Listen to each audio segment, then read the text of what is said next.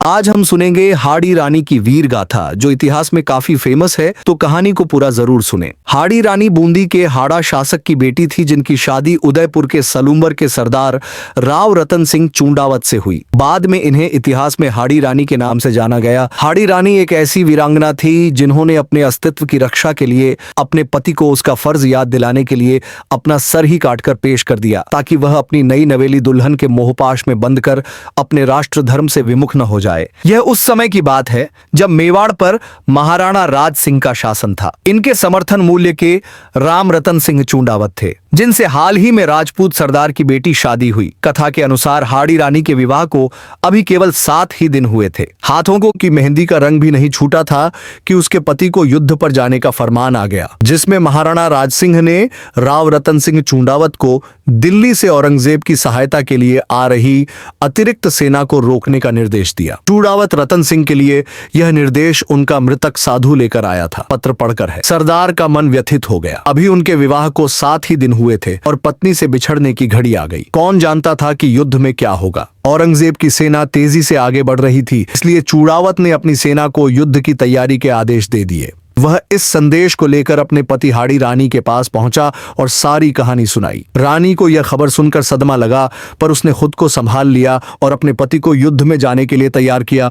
उनके लिए विजय कामना के साथ उन्हें युद्ध की विदाई दी। सरदार अपनी सेना लेकर चल पड़ा, किंतु उसके मन में गहरा विचार आ रहा था कि सचमुच मेरी पत्नी मुझे भूल ना जाए। वह अपने मन को समझाता, किंतु उसका ध्यान उधर चला जाता। आखिर चूंडावत सरदार से रहा न गया और दिमाग से उन्होंने पत्नी के पास एक संदेश भेजा और पत्र लिखा कि प्रिय, मुझे भूलना मत, मुझे तुम्हारी बहुत याद आ रही है। अगर संभव हो तो अपनी कोई निशानी मुझे भेज देना। पत्र पढ़कर हाड़ी रानी सोच में पड़ गई। अगर उसका पति इसी तरह यादों में घिरा रहा तो शत्रुओं से कैसे लड़ेगा। अचानक उसके मन में एक विचार आया। उन्होंने अपने संदेश भेजने वाले को अपना एक पत्र देते हुए कहा कि मैं तुम्हें अपनी अंतिम निशानी दे रही हूँ। इधर थाल में सजाकर सुंदर वस्त्र से ढककर मेरे वीर पति के पास पहुंचा देना। तू याद रखना कि उनके सिवा इससे कोई ना देखे। हाड़ी रानी के पत्र में लिखा था कि प्रिय है, मैं तुम्हें अपनी अंतिम निशानी भेज रही हूँ।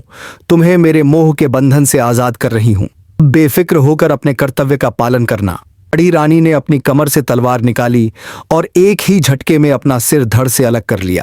संदेशवाहक की आंखों से आंसू निकल पड़े। पर्णथाल में हाड़ी रानी के कटे सिर को ढककर संदेशवाहक युद्ध की भूमि की ओर दौड़ पड़ा। उनको देखकर हाड़ा सरदार ने पूछा, तुम रानी की निशानी लेकर आए? संदेशवाहक ने अपने हाथों को उनकी ओर बढ़ा दिया और राजा फटी आंखों से अपनी पत्नी का सर देखता ही रह गया। उसके मोह ने सबसे प्यारी चीज छीन ली थी। उसके पास जीने का कोई औचित्य नहीं बचा था। उसने हाड़ी रानी के सिर को गले में पहन लिया और शत्रुओं पर टूट पड़ा और इतना शौर्य दिखाया, इसकी मिसाल देना भी बड़ा कठिन है। जीवन की आखिरी सांस तक वह लड़ा और औरंगजेब की सहायक सेना को उसने आगे नहीं बढ़ने दिया।